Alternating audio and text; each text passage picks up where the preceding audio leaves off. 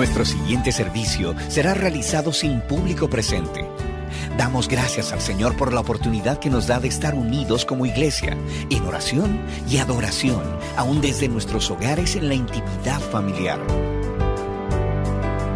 Recordemos que la iglesia no es un edificio, somos cada uno de nosotros en quienes mora la presencia del Espíritu Santo. Es nuestra oración que el Señor siga obrando en nuestras vidas en medio de estos tiempos como los que estamos viviendo.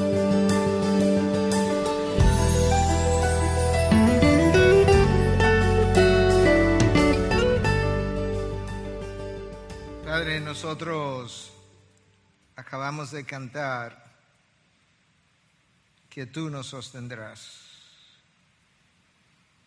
Tú sostienes el universo por completo en toda su enormidad por el poder de tu palabra. ¿Cómo no vas a sustentar, a sostener a uno de los tuyos comprado a precio de la sangre de tu Hijo? En este primer domingo del año 2021, desconocido para nosotros, pero no incierto, porque tú conoces el futuro y en ti nosotros estamos confiados y en ti nosotros tenemos certidumbre. No tenemos que conocer el futuro si conocemos a quien lo controla para estar en paz.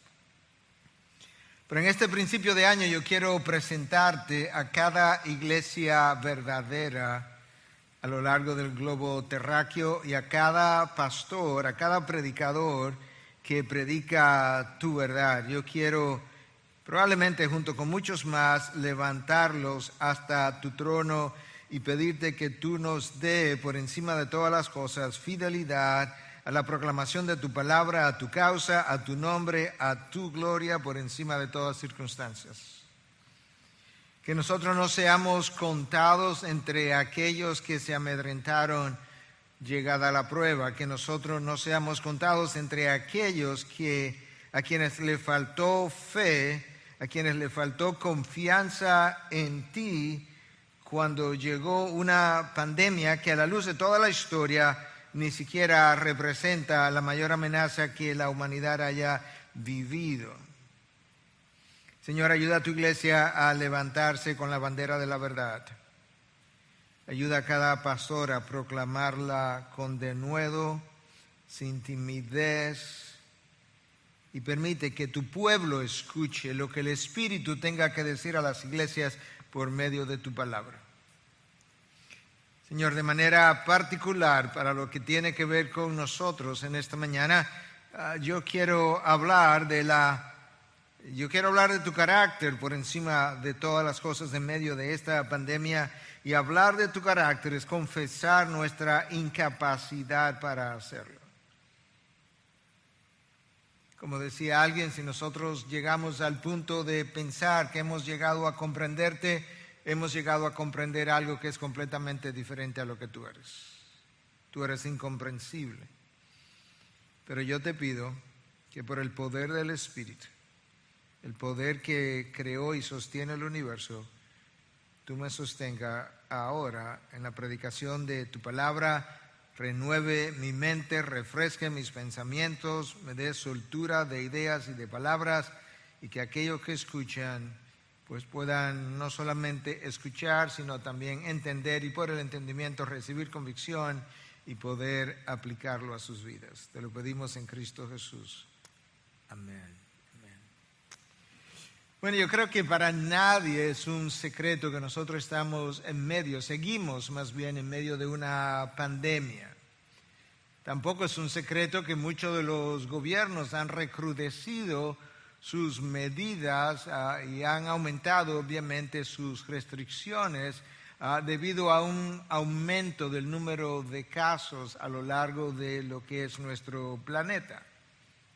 Hoy se habla en muchos medios de una nueva cepa del COVID-19, como se le conoce, cuando en realidad todavía la ciencia no la ha reconocido como una cepa nueva, sino simplemente como una variante. Y las variantes han estado ocurriendo desde enero de este año, cuando la epidemia comenzó en Wuhan, China y no terminarán. De hecho, en un solo espécimen que se tome de un paciente pueden existir 10, 15 variantes diferentes en un mismo tiempo. Y yo quiero dejar eso sentado simplemente como una forma de decir que el pánico del cual que se ha apoderado de las sociedades no es que no tenga cierta veracidad detrás en cuanto a la prudencia que debemos tener, pero no podemos contribuir a dicho pánico, y mucho menos como iglesia y mucho menos como médico en mi caso particular. No hay evidencia de que esta nueva variante sea más virulenta o pueda causar mayor número de muertes, para citar literalmente al Centro de Control de Enfermedades de Estados Unidos.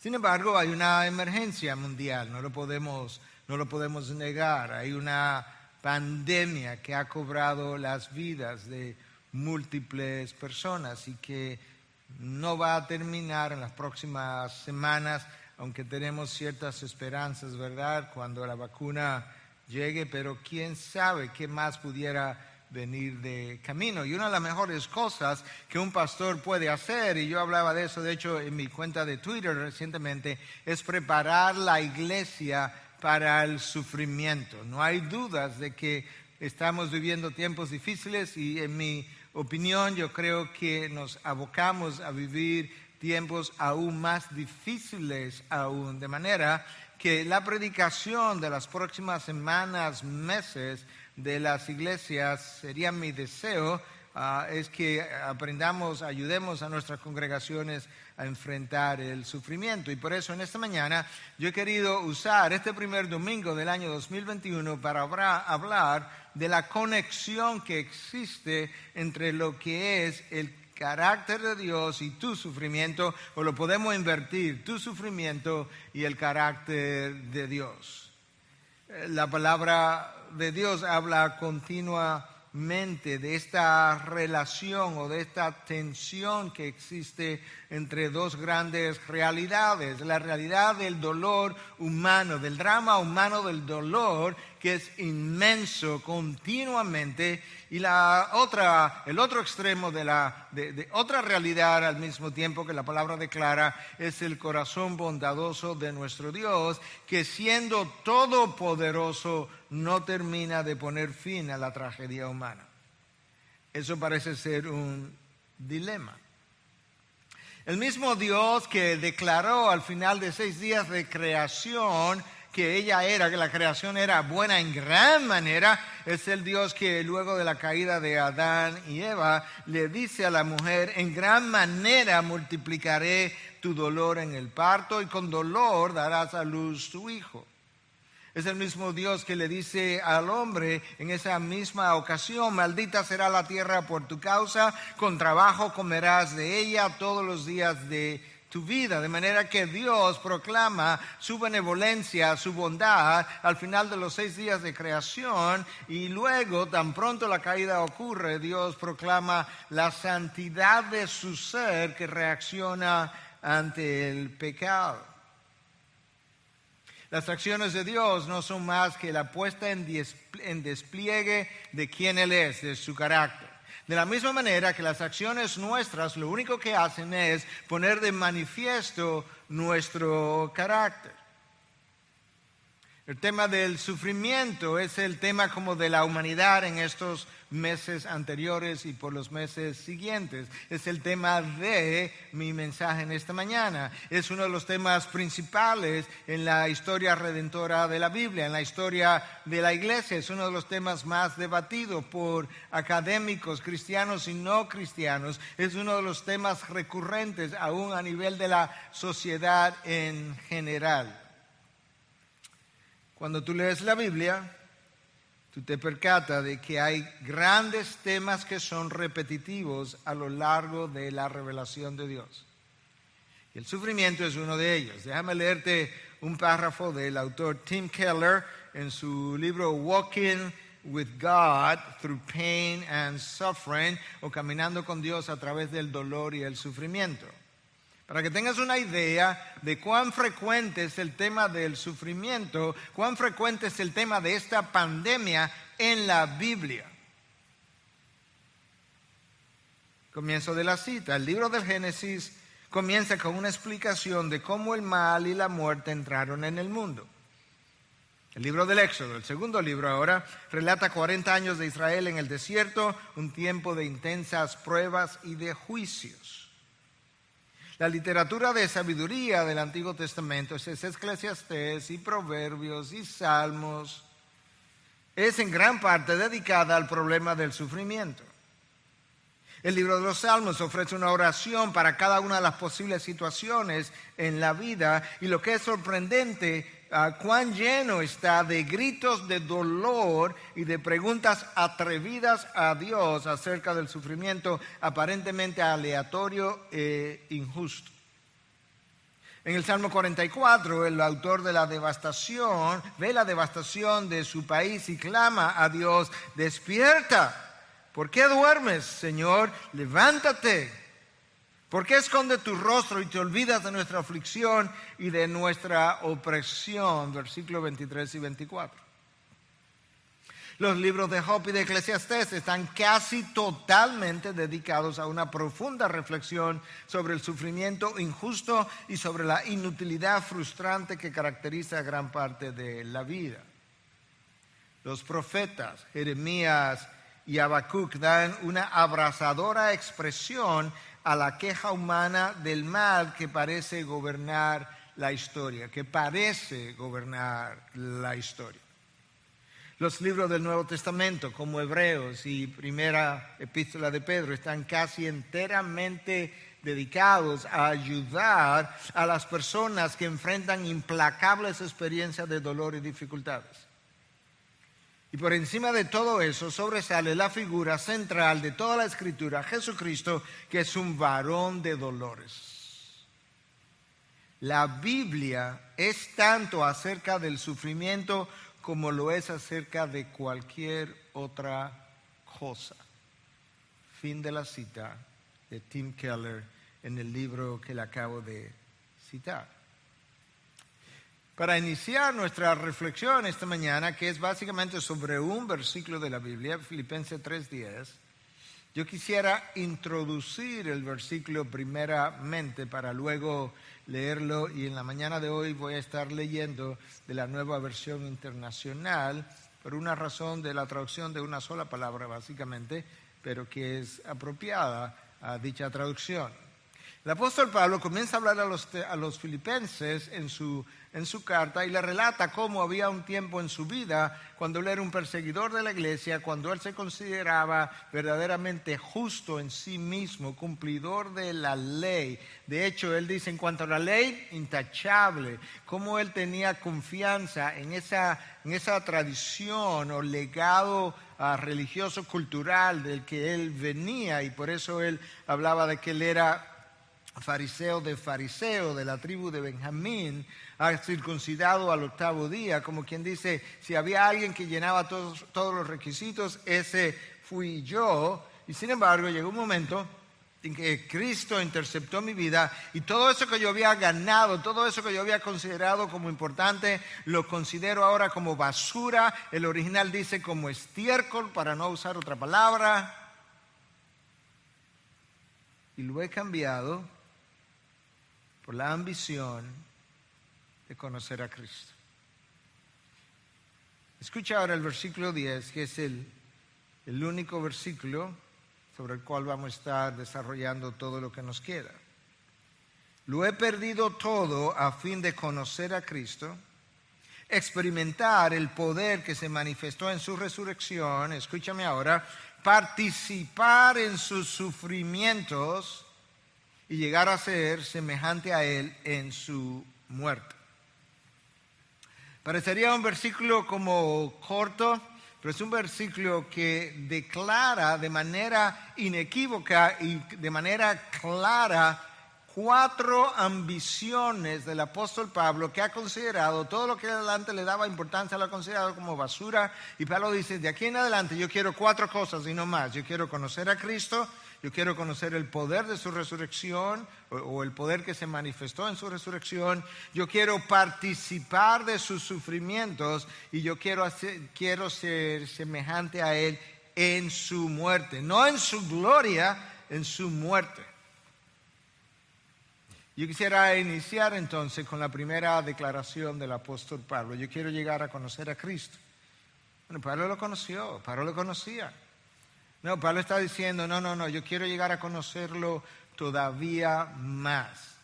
Pablo, pero tú fuiste entrenado por Él en el desierto de Arabia por 3 años. Tú estuviste en el tercer cielo como nadie más lo tuvo. Yo te estoy diciendo que yo quiero llegar a conocer a Cristo.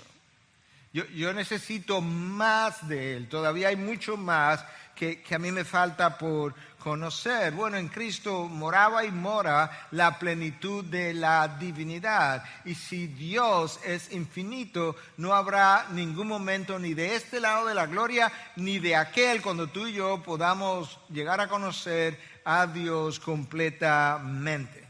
Siempre habrá algo acerca de Dios que yo no podré comprender, porque lo finito nosotros no puede contener lo infinito que Él es.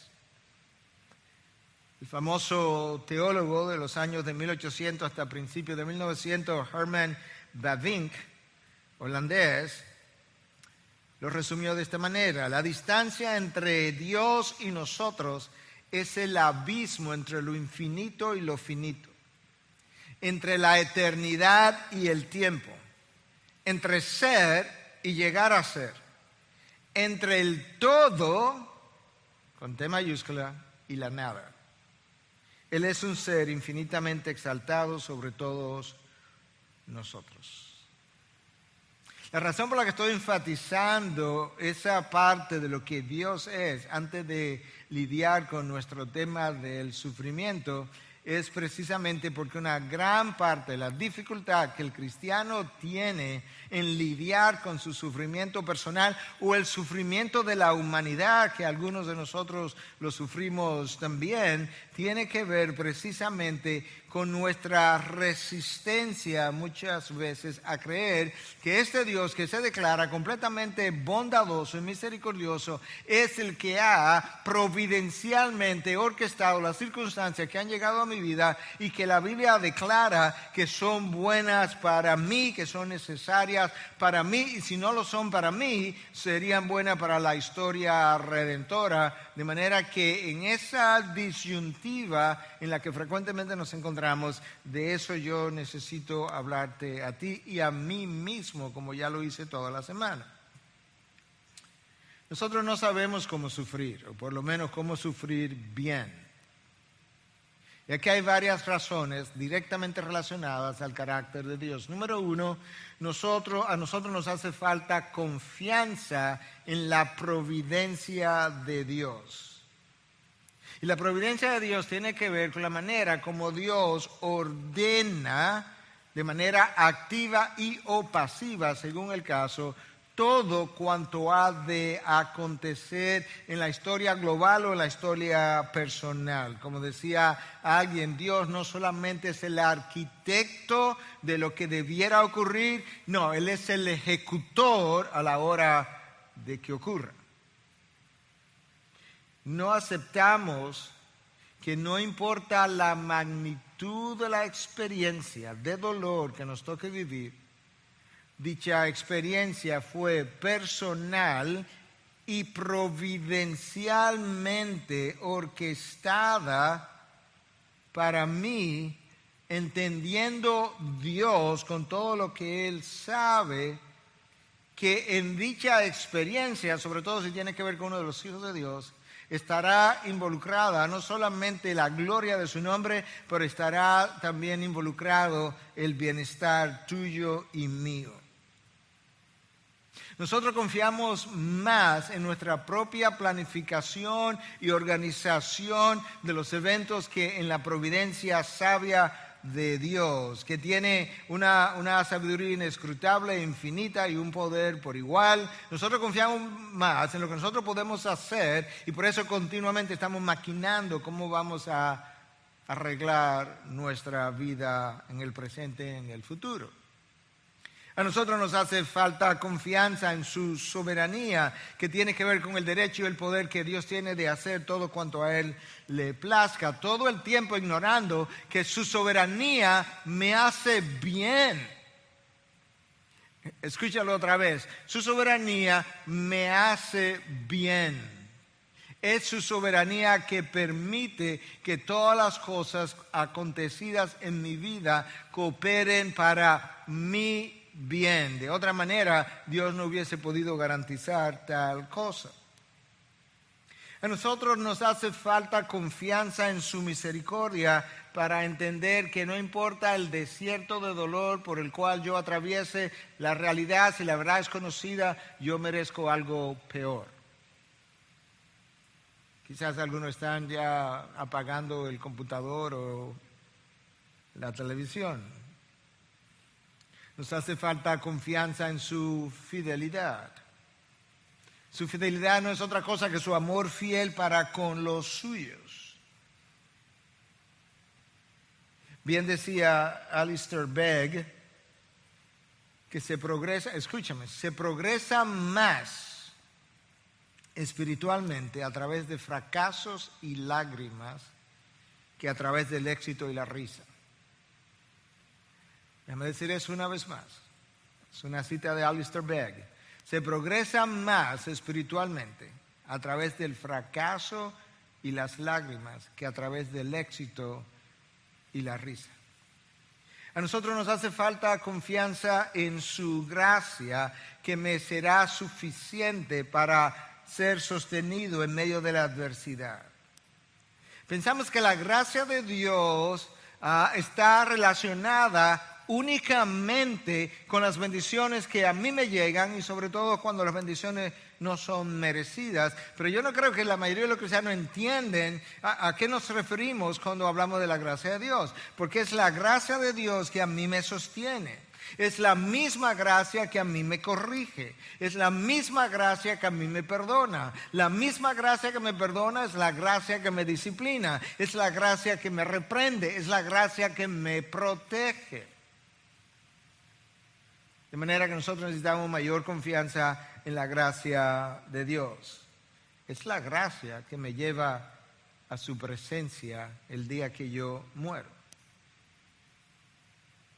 Como si nada de eso, todo eso no fuera suficiente, a nosotros nos hace falta confianza en su poder. Y cuando nosotros estamos en medio de la dificultad, en medio del desierto, la forma como nosotros imaginamos su poder es Dios levantando quizás un viento que nos saque del desierto y nos ponga de aquel lado ya de la tierra prometida y ahí estaríamos disfrutando. Pero no nos gusta el uso que Dios hace de su poder cuando en vez de levantar el viento y sacarme del desierto, me sostiene en el desierto por el mismo poder, realizando sus propósitos en mí y eventualmente a través de mí. No nos gusta la manera como Dios parece manejar su poder santo. La razón principal por la que nosotros tenemos dificultad en lidiar con el dolor y el sufrimiento es desconocimiento del carácter de Dios. La mejor ilustración bíblica de lo que yo acabo de decir es el personaje Job, uno de mis personajes favoritos. Un personaje que Dios declara como un hombre intachable, como ningún otro quizás en su tiempo. Ese es el hombre que ilustra lo que yo acabo de decir, que la razón principal por la que nosotros no lidiamos bien con el dolor es desconocimiento del carácter de Dios. Ustedes conocen la historia, yo no tengo el tiempo para entrar en los detalles, pero Job tiene una experiencia de dolor como probablemente ningún otro la haya tenido, por lo menos algún otro que yo conozca.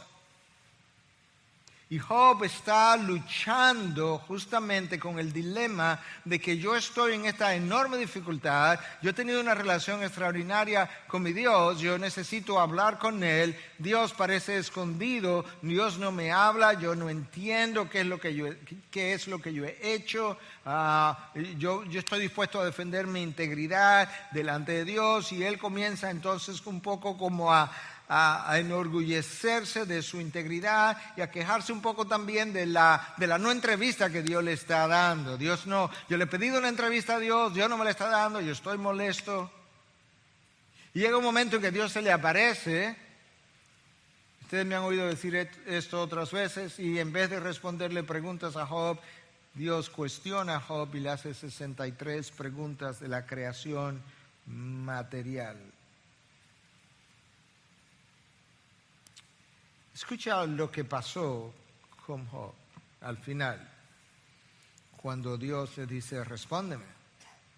Job respondió entonces al Señor y le dijo, yo sé bien que tú lo puedes todo. Escucha, esta es la adoración de Job, que no es posible frustrar ninguno de tus planes. Job se cuestiona a sí mismo ahora y dice, ¿quién es este? Has preguntado, tú has preguntado eso, que sin conocimiento oscurece mi consejo. Tú, Dios, me preguntaste eso a mí, yo lo reconozco. Reconozco que he hablado de cosas que no alcanzo a comprender, de cosas demasiado maravillosas que me son desconocidas.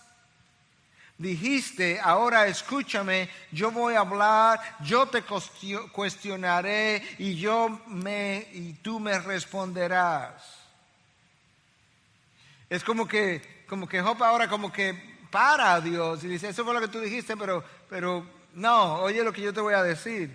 Es que yo de oídas había oído hablar de ti, pero ahora te veo con mis propios ojos. Esa es la adoración de Job al final de su experiencia, cuando él ha llegado a entender mejor el carácter de Dios. Mientras tanto, mientras él desconocía de cosas, mientras él desconocía el carácter enormemente bondadoso de Dios, que tenía todo a favor de él tenía múltiples preguntas. Llegado el momento, Job dice, no, ya yo entendí, es que no te conocía bien, apenas había oído de ti, ahora mis ojos te han visto.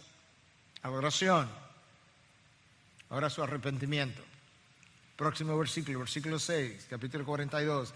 Por tanto me retracto de lo que he dicho y me arrepiento en polvo y ceniza.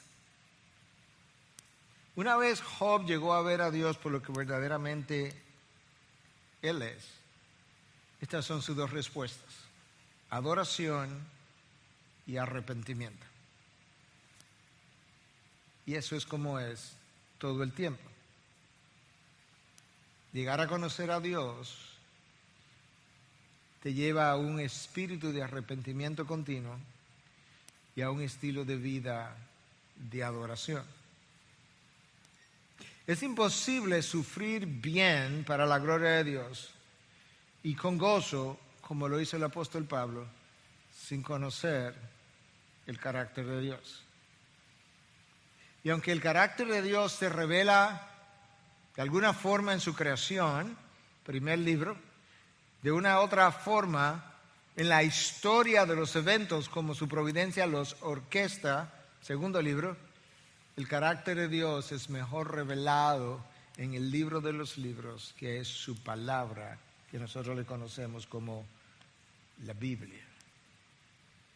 De manera que si vamos a preparar la iglesia para sufrir bien, nosotros tenemos que enseñar a la iglesia acerca del carácter de Dios, porque es el carácter de Dios que me ayuda precisamente a entender y a tener la actitud que yo necesito para poder atravesar los desiertos de la vida o poder procesar incluso las experiencias amargas de los desiertos pasados, porque fuera del carácter de Dios, el amargo permanece conmigo. Ese no fue el caso de José, que pasó por la cárcel por años y al final él le dice a sus hermanos, Génesis capítulo del 46 al 50 más o menos, ahí está la historia. Ustedes lo intentaron, lo que hicieron para mal, mi Dios lo quiso para bien. Déjame decirte algunas cosas. Conocer mucha teología no necesariamente me lleva a sufrir bien, como tampoco lo hace el ser un gran apologista. De manera que el conocimiento que yo necesito y al que el Pablo se está refiriendo aquí cuando dice yo quiero llegar a conocer a Cristo no es intelectual.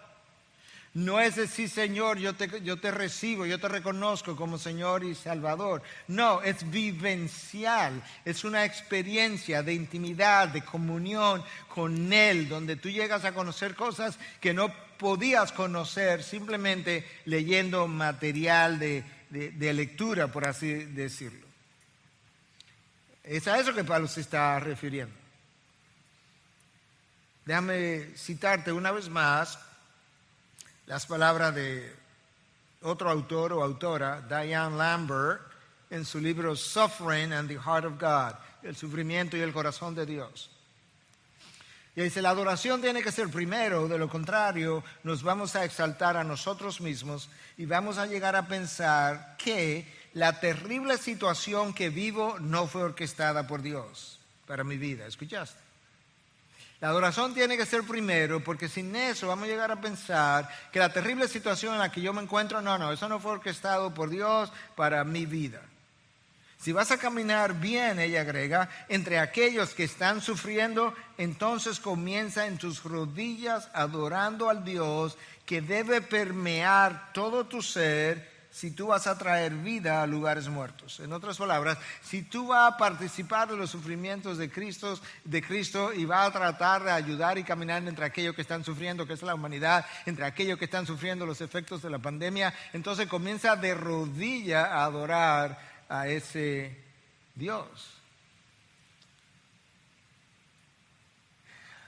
Escucha con atención cómo se desarrolla, cómo se da la interacción entre mi sufrimiento y el carácter de Dios. Una teología correcta, vamos a comenzar ahí. Una teología correcta prepara mi mente para sufrir para su gloria. ¿Conoces tú esa teología? No si la has leído, si la has rumiado, si la has meditado, si la has llevado a la práctica. Una teología correcta prepara mi mente para sufrir para su gloria. Un caminar íntimo con Cristo, que es a lo que Pablo está aludiendo. Un caminar íntimo con Cristo prepara mi corazón para experimentar su paz y para experimentar gozo en medio del dolor. Pregunta, entre tú y Dios. Hermano, nada de esto tiene la intencionalidad de acusarte, tiene la única intencionalidad en el amor de Cristo y con el corazón pastoral que quiero tener, es ayudarte a vivir como Dios quiso que vivas y prepararte para sufrir bien. Entonces la pregunta es, ¿estás caminando día a día íntimamente con Cristo o pasan días cuando ni hablas con Él ni lees de Él? Un espíritu sumiso, hablamos de la mente, del corazón, un espíritu sumiso prepara mi voluntad para sufrir con gratitud, como reconocimiento de la bondad de Dios para conmigo, aun si estuviera clavado en una cruz. Un espíritu sumiso me prepara para sufrir con gratitud. La queja no es gratitud por definición. De paso, hablando de que tú puedes sufrir con gratitud, aun si estuviera clavado en una cruz, Dios Padre abandonó a su Hijo en la cruz para que tú y yo no tuviéramos que ser abandonados por Él. Finalmente, un carácter piadoso, finalmente en términos de cómo prepararnos para el sufrimiento, no finalmente en términos del mensaje, un carácter piadoso me prepara para ser un buen testigo de la cruz de Cristo, como testimonio para aquellos que observan. Hermano, la gente que vive a tu alrededor, que está a tu alrededor, que te escucha, que ve tus acciones, se hace juicios acerca de Dios y de la fe que tú dices profesar cuando te oye, me oye hablar, actuar, de manera que un carácter piadoso hace de nosotros un buen testigo para aquellos que nos observan. Nada de eso ocurre sin conocer el carácter de Dios. Déjame decir esto para que lo atesores ahí en tu corazón y sobre todo si alguna vez tú has estado en dolor y sufrimiento significativo. Mi falta de conocimiento íntimo del carácter de Dios convierte mi dolor en un infierno y mi vida en una muerte lenta. Déjame decir esto otra vez. Mi falta de conocimiento íntimo del carácter de Dios convierte mi sufrimiento en un infierno. Pregúntale a los israelitas en el desierto. Convierte mi dolor en un infierno y mi vida en una muerte lenta. Pablo dice en el versículo 10 de Filipenses 3 que él quiere llegar a conocer a Cristo. Ya tú lo conoces, Pablo. No, pero tú no entiendes. Es que hay tanto más que conocer. Mi segunda ambición en ese texto, dice Pablo, es que él quiere conocer el poder que se manifestó en su resurrección. ¿Cuál fue el poder que se manifestó en su resurrección? Bueno, este texto no lo dice, pero como la palabra responde a la palabra, entonces yo puedo ir a otro texto que me dicen cuál fue ese poder. Romanos 8, el apóstol Pablo explica que Cristo fue levantado de entre los muertos por el poder del Espíritu Santo. Pablo está diciendo, ahora que el Espíritu de Dios mora en mí, ahora que yo he decidido conocer a Cristo, además yo quiero conocer la plenitud del Espíritu que moró en Cristo y que lo llenó a toda capacidad, a todo el tiempo, hasta el punto que aún en la cruz, el texto de Hebreos dice que Cristo se ofreció allí por el Espíritu eterno. Pablo dice, yo quiero llegar a conocer el poder de ese Espíritu que se manifestó en su resurrección. Ese es el Espíritu que empodera a cada creyente para vivir una vida digna de su llamado, cerca de Dios y lejos del pecado. Una vez más, el Espíritu que levantó a Cristo entre los muertos mora en nosotros. Ese es el Espíritu que te empodera a ti y a mí para ayudarnos a vivir una vida digna de nuestro llamado, cerca de Dios y lejos del pecado. Ahora dice, yo quiero llegar a conocer ese poder. Nosotros fuimos llamados de la mundanalidad a la piedad. Y eso tiene que ver con una vida de excelencia moral.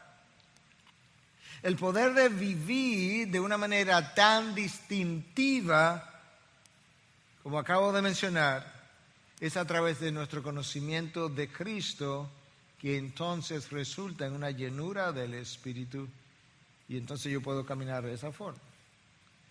A la hora de sufrir es imposible hacerlo de una manera que honre a Dios si no estamos llenos del Espíritu. Ahí está el problema. La mayoría de nosotros, los hijos de Dios, no sabemos sufrir bien, y no sabemos sufrir bien porque nos falta llenura. No nos falta plenitud del Espíritu, nos falta llenura del Espíritu. En otras palabras, el Espíritu mora en mí en toda su plenitud, pero no hay una demostración, una expresión completa del poder que Él quiere hacer evidente en y a través de mí, porque yo no acabo de ceder todo mi control a Él. Es la falta de llenura en nosotros que hace que nos resistamos en medio de la dificultad a lo que Dios quiere hacer en nosotros y a través de nosotros. Antes de salir de esa ambición número 2 que estoy exponiendo del apóstol Pablo, permíteme decir un par de cosas más. Experimentar el poder de la resurrección no nos quita el dolor de la experiencia. Yo quiero decir algo porque yo no quiero ser malinterpretado. Yo no quiero decir que la llenura del Espíritu me evita la experiencia, no. Tampoco quiero decir que la llenura del Espíritu me adormece como una anestesia el dolor de la experiencia. Tampoco. La realidad es que el dolor, permítame ser repetitivo, duele y duele profundamente. Eso es una realidad que no podemos eludir. Ciertamente yo puedo hacer algo para la gloria de Dios, eso no elimina la realidad del dolor. La llenura del Espíritu no nos evita atravesar por experiencias dolorosa. Entonces, ¿qué es lo que hace, pastor? Lo que la llenura del Espíritu hace es que toma las experiencias de dolor y las convierte en gloria. Y ahí hay una enorme diferencia entre el cristiano y el no cristiano. Nosotros no fuimos llamados a sufrir con resignación y ni siquiera a sufrir con aceptación, porque a veces decimos, bueno, que hay una diferencia entre resignación y aceptación, y lo hay. Pero nosotros no fuimos llamados simplemente a sufrir con aceptación. Nosotros fuimos llamados a experimentar gozo en la tribulación. ¿Y cuál es la razón?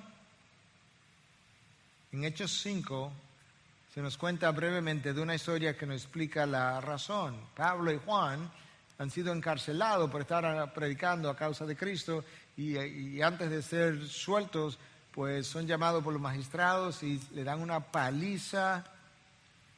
Imagínate el dolor de los látigos, la ropa era quitada, eran desnudados y los látigos, no nos dicen cuánto, pero la tradición era hacer 39 latigazos. Y resulta que cuando ellos se paran de ahí, de haber sido latigados, dice que ellos salieron regocijándose por haber sido encontrados dignos de sufrir por su nombre. Wow. ¿Te das cuenta que la llenura del Espíritu toma el dolor y lo convierte en gloria? Esta gente sufrió el dolor, no simplemente lo aceptó, sino que tomó el dolor, lo convirtió en gloria hasta el punto que al salir de allí salieron regocijándose porque entendieron que ellos habían sido encontrados dignos de sufrir por su nombre. De manera que cuando te encuentres quizás en una experiencia de dolor diferente, en un desierto como el de Job o en cualquier otro, quizás la manera como debiéramos pensar, de alguna manera Dios ha confiado, lo estoy poniendo en comillas, confiado en mí y me ha encontrado digno de sufrir esta causa, esta dificultad, este desierto, este tiempo, esta pandemia por causa de su nombre o esta pérdida. Wow. Sin llenura, tú no puedes hacer eso. Pablo tiene una tercera y una cuarta ambición. La tercera, Pablo desea participar de los sufrimientos de Cristo. Pablo quería vivir en cercanía de su Señor de tal manera que él deseaba experimentar, guardando la distancia, los mismos sufrimientos que su Señor había pasado. Como dice un autor, Pablo, es una ilustración, dice Pablo no quería llegar al cielo y encontrarse con Esteban y pensar que tuviera que contarle a Esteban que él murió de otra forma distinta a la que él murió, que fue decapitado, como que eso hubiese sido medio vergonzoso para Pablo. Pero Pablo entendía algo más que tú y yo necesitamos entender en términos de nuestras vivencias. ¿Sabes qué? Pablo quiere vivir cerca de Cristo y quiere vivir cerca de Cristo a través de la tribulación y la dificultad. No para que Cristo les sea de anestesia, ese no es el punto, ese no es el deseo. Es que Pablo entiende algo que tú y yo necesitamos entender, es que no hay ninguna cosa, ninguna experiencia que acerque más a dos personas que atravesar un mismo desierto de dolor juntas. No hay nada que acerque más a dos personas que atravesar una experiencia de pérdida, de dolor, de sufrimiento, unidas con un mismo propósito.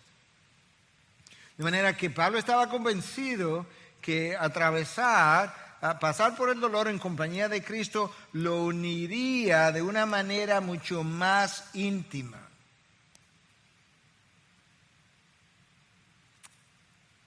Permítame, yo tengo hoy un poco más de un número de citas mucho más numerosas que en otras ocasiones, pero es a propósito, porque creo que hay alguna gente que ha podido meditar a lo largo de 20 siglos, ¿verdad?, de la historia de la iglesia y ha podido decir algunas cosas en pocas palabras que no pueden quedarse fuera. Decía esta autora una vez más, Diane Lambert, en su libro Suffering and the Heart of God, el sufrimiento y el corazón de Dios, que Dios te lleva hacia Él con el sufrimiento para darte más de Él. Wow.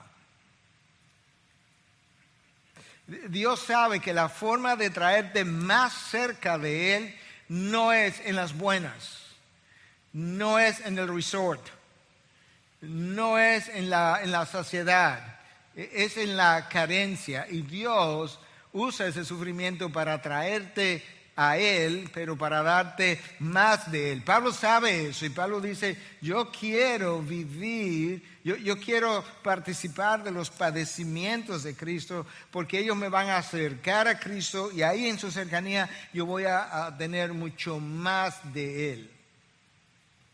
Ahora es obvio en el contexto de la carta a los Filipenses y aún de este corto texto que cuando Pablo habla de participar en los padecimientos de Cristo, el contexto inmediato en su gran mayoría probablemente tenga que ver con dificultades relacionadas a la causa de Cristo, pero por extensión y como aplicación 20 siglos después, no hay duda de que eso es verdad acerca de todas las experiencias de dolor y dificultades y sufrimiento por las cuales tú y yo atravesamos. Para participar de los sufrimientos de Cristo, como Pablo está deseando y como es su ambición, no solamente yo necesito el poder de la resurrección que habita en nosotros, pero yo necesito también entender y tener la perspectiva correcta acerca del tema que estamos tratando. Yo decía en un mensaje de varias semanas atrás, en un contexto en particular, perspectiva lo es todo. Obviamente alguien podría decir, no, Cristo es todo. Yo no estaba hablando desde ese ángulo.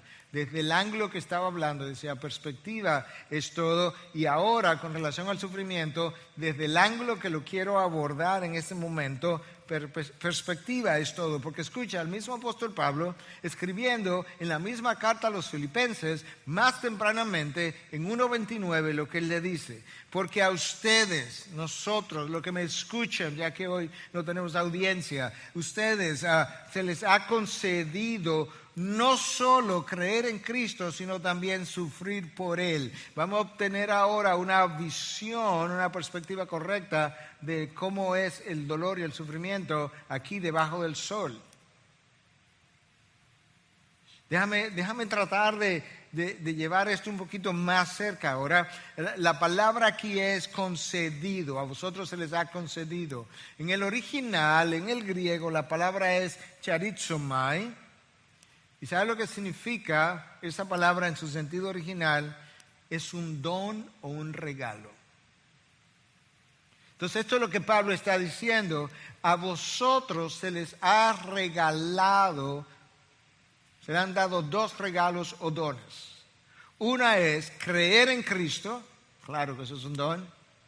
Y la otra es sufrir por Él, como don, como regalo. Perspectiva lo es todo, porque ahora si yo tengo esa perspectiva de los desiertos de la vida, yo voy a entender que parte de mi llamado es llegar a creer y después de creer, habiendo sido empoderado por el Espíritu del cual ya hablamos, habiendo llegado a conocer a Cristo, ahora yo puedo sufrir por Él. Me equiparon para tal cosa. Primero tú crees, luego tú sufres. Primero tú crees, luego tú sufres. Ah, no, pastor, pues mejor no creo. Bueno, sufrirás por la eternidad. Si hay algo que prueba cuán genuina es nuestra fe, es la presión a la que somos sometidos. De manera que primero tú crees y luego se prueba cuánto tú has creído y si verdaderamente has creído, y no hay nada como el dolor y el sufrimiento para hacer tal cosa. Yo decía que el Espíritu de Dios que mora en ti, porque ahora Pablo está hablando de que él quiere participar de los sufrimientos de Cristo, y yo acabo de decir que tú no puedes hacer eso sin conocer a Cristo íntimamente, no puedes hacer eso tampoco sin experimentar el poder del Espíritu que lo levantó de los muertos, pero tampoco puedes hacer eso sin tener la perspectiva correcta. Y yo decía hace un momento atrás que el poder del Espíritu no evita que yo pase por las circunstancias difíciles de la vida, ni anestesia mi dolor, e incluso yo podría decir, sin temor a equivocarme, que la habilidad de perseverar bajo grandes experiencias de dolor ni siquiera es exclusivamente cristiana. Te lo voy a ilustrar. Viktor Frankl fue un psiquiatra en los campos de concentración de Hitler. Él salió de allí. Después que salió, escribió más de 20 libros. Uno de sus libros más famosos es Man's Search for Meaning, o La búsqueda del hombre por significado, o la búsqueda de significado por parte del hombre, de cualquier manera que tú quisieras traducirlo. Y él observó, no fue cristiano, nunca llegó a ser cristiano, que el hombre tiene una inmensa capacidad para resistir el dolor siempre y cuando él pueda permanecer con algo de esperanza.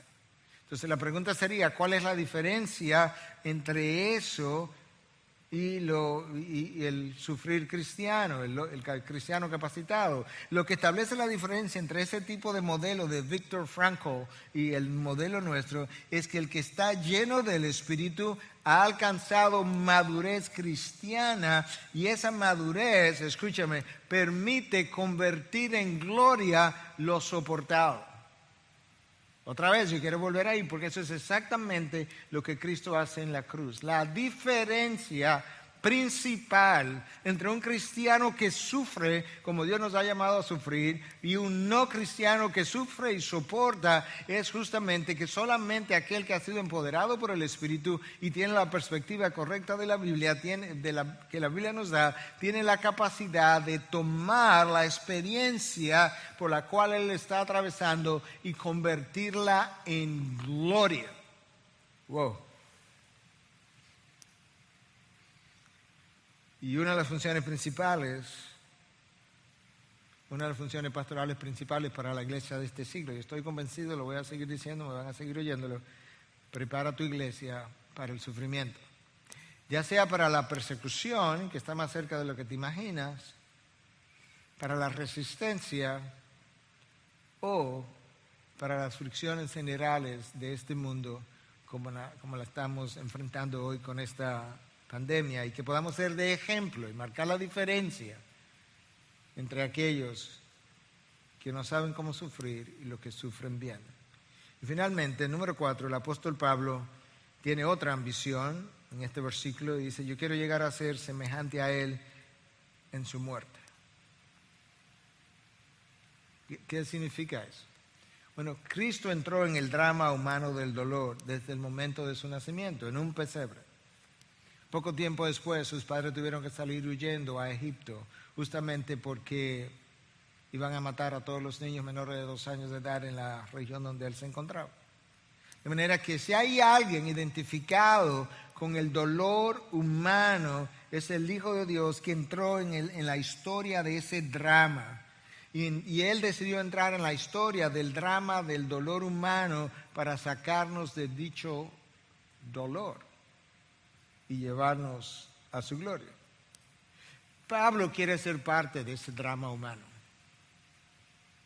Pablo entiende que Cristo, obviamente, él no puede sufrir de una manera redentora para redimir pecados como Cristo lo hizo, pero él puede sufrir en la proclamación del Evangelio para la causa redentora, y en ese sentido él quiere llegar a ser semejante a Cristo en su muerte. Pablo entendió, mi vida no se trata de mí, ni mi salvación tampoco. Mi vida y mi salvación, ambas cosas se tratan de la gloria de Dios y de la salvación que otros pudieran alcanzar, que también van a traer mayor gloria a nuestro Dios. De manera que una vez tú y yo hemos experimentado salvación, nosotros no podemos ser egoístas y quedarnos con el mensaje de la salvación para nosotros, como tampoco podemos ser egoístas y quedarnos en la conveniencia, en la comodidad, pensando, bueno, ya yo soy salvo, Dios es soberano, si Él quiere salvar a alguien no sé dónde, bueno, Él tiene forma de hacerlo, cuando en realidad el apóstol Pablo entendía, no, yo soy una de esas formas de hacerlo. El mayor sufrimiento que el ser humano puede experimentar no está relacionado a ninguna de las cosas que nosotros llamamos dolor. No está relacionado a enfermedades, no está relacionado a pérdidas, no está relacionado a relaciones, no está relacionado a circunstancias económicas, no está relacionado ni siquiera a hambre. El mayor sufrimiento que el hombre, el mayor dolor que el hombre puede experimentar está directamente relacionado con su condición interior, su condición de pecado que lo separa de Dios y que potencialmente lo podría separar por toda la eternidad en una ausencia de Dios absoluta, sin ninguna esperanza de salir de allí. No hay mayor dolor que dicha experiencia. El tiempo ha ido corriendo y yo tengo que ir como concluyendo y al mismo tiempo hacer una aplicación final. Yo quiero mencionarte en el tiempo que me queda varias premisas para sufrir bien que la Biblia apoya, aparte de ya todo lo que hemos dicho. Premisa número 1, que ya mencionamos: sufrir es parte de nuestro llamado y a la luz de la palabra es considerado un privilegio. Sufrir para honrar a Dios por causa de Cristo es parte de tu llamado, y no solamente tu llamado, es un privilegio que Dios pense que un Job tenía la capacidad, empoderado por él, para pasar por el desierto y terminar adorándole. Premisa número 2. A partir de Génesis 3, nosotros habitamos en un mundo de injusticia y de dolor continuo a niveles que ninguno de nosotros va a experimentar. Yo no sé cuál es tu nivel de dolor y sufrimiento. Y yo no quiero minimizar tu dolor y tu sufrimiento, porque quizás es inmensamente mayor que el mío, que lo que ha sido el mío. Puede ser, no lo sé. Pero yo simplemente quiero mencionarte que hay un mundo alrededor de nosotros inmenso que sufre cada segundo. Escucha un par de ilustraciones simplemente. A nivel mundial se estima que hay hasta 1.000 millones de niños. 1.000 millones de niños de la edad de 2 a 17 años que han sufrido violencia, ya sea física, sexual o emocional, o negligencia en el último año. En 12 meses. Wow. Una segunda ilustración, y continúo. Se estima que existen unos 100 millones de niños que viven en la calle. 100 millones de niños que viven en la calle, de los cuales 40 viven en Latinoamérica, donde tú y yo vivimos. Nosotros estamos hablando de otro nivel de dolor. Nosotros estamos hablando de dolor que nosotros ni siquiera sabemos cómo medir. No solamente en el momento de la experiencia que ellos tienen, es lo que dura después, las cicatrices de la experiencia. Premisa número 3. Esto es vital, esto es algo que sale de un libro de Paul David Tripp que se llama Sufrimiento. Yo creo que es una de las cosas más insightful, dirían en inglés, más sabias quizás, sería la traducción al español, que tú pudieras como rumiar un poco. Escucha, porque suena como un trabalengua. O sea, pon atención. Tú nunca sufres solamente aquello que estás sufriendo. Repetiré eso otra vez para que entienda el trabalengua después. Tú nunca sufres solamente aquello que estás sufriendo, o sea, tú sufres algo más que lo que estás sufriendo, sino que también tú sufres la manera como estás sufriendo eso que estás sufriendo. Espero que se haya entendido. Hay un sufrimiento de algo que tú estás atravesando. Tú no simplemente sufres eso, tú sufres algo más. Tú sufres la manera como estás sufriendo aquello que estás sufriendo, dice Paul Tripp.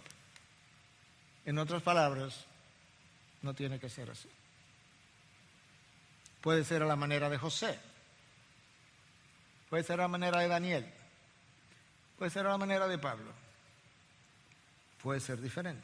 Premisa número 4. Paul Tripp de nuevo. Su sufrimiento está más poderosamente influenciado por lo que está en tu corazón que por lo que está en el mundo alrededor de ti. Tu experiencia del desierto en el Éxodo, los 40 años en el Éxodo, esa experiencia estuvo más poderosamente influenciada por lo que estaba en el corazón de los israelitas que por lo que estaba ocurriéndole a ellos en el desierto. Jonás es el mejor ejemplo individual de lo que yo acabo de decir. El sufrimiento de Jonás, desde su huida, la tirada al mar, el ser tragado por un gran pez, el ser vomitado en Nínive y el luego tener que ir a Nínive a regañadiente en contra de su voluntad todo el tiempo quejándose contra Dios, estuvo más relacionado a la condición del corazón de Jonás que a la misión que Dios le había otorgado que llevara a cabo. Hay otras premisas, el tiempo no me da, que pudiéramos considerar en otros mensajes, pero Pablo conocía estas premisas. Pablo conocía estas premisas tan bien que Pablo decía, por tanto, yo me glorío en las tribulaciones. Yo les doy la bienvenida a la tribulación. Yo aplaudo la tribulación, mi cercanía a Cristo, la manera como me empodera, la manera como me consuela, la manera como yo sirvo de testigo a la causa de Cristo, la manera como otros pueden ver mi ejemplo, la manera como yo puedo desplegar el privilegio que es poder mostrar las enormes gracias de Cristo sobre mi vida, me llevan a no hacer ninguna otra cosa que no sea gloriarme en la tribulación. Porque la tribulación me permite poner en despliegue lo que yo siento en mi interior. Y es que mi mayor ambición ya no es el tener un nombre, ya no es considerarme fariseo de fariseo, ya no es contar con mi propia justicia. Mi mayor ambición son resumidas en el hecho de que yo quiero llegar a conocer a Cristo, número uno. Número dos, yo quiero llegar a conocer el poder que se manifestó en su resurrección. Número dos, yo quiero, después que llegue a conocer el poder que se manifestó en su resurrección, yo quiero participar de sus padecimientos. Y finalmente yo quisiera llegar a ser como Él en su muerte. Todo lo demás palidece ante lo que pudiera ser la búsqueda de los hombres. Ese es mi deseo, esa es mi ambición, ese es lo que a mí me mueve, como diría en inglés, that's my driving force. Eso es lo que a mí me empuja hacia adelante. Y si tú y yo desarrollamos esa perspectiva, esa dimensión que Pablo tenía acerca del carácter de Dios, acerca de su llamado, de la causa de Cristo, del privilegio que es sufrir por Él, nosotros estaremos preparados a sufrir bien. No importa si es esta pandemia, la próxima pandemia, otras circunstancias, otras dificultades o algo que sea más de índole personal. Que Dios sea contigo, hermano. Que Dios sea contigo, amado pastor, si estás viendo esto ahora o después. Que Dios sea con tu iglesia y que esta sea la hora de la iglesia cuando la historia sea contada, que esta sea una hora que se cuente para la gloria de Cristo de cómo sus iglesias hicieron la diferencia y cómo ellas confiaron en medio de la dificultad, en medio del dolor. Que nosotros podamos decir, ¿cómo no vamos a confiar en nuestro Dios? En la abundancia, pero también en la escasez. Padre, gracias por tu palabra de poder, por tu palabra honesta, cuando declaraste a través de tu Hijo en las últimas horas de su vida, en este mundo tendréis tribulación, pero en mí tendréis paz. Padre, yo te pido en el nombre de Jesús que tú permita que la tribulación continúe hasta que finalmente seamos llevados a la cercanía de tu ser, porque ahí encontraremos más de ti. Para eso nos llevará. Pero que nuestro conocimiento no sea mental, cerebral, intelectual, que sea de una comunión íntima contigo, que sabe rumiar lo que tú has puesto en tu palabra para alimentar la mente, consolar el corazón, entregar la voluntad y vivir apasionadamente por ti. En Cristo Jesús te lo pido. Amén.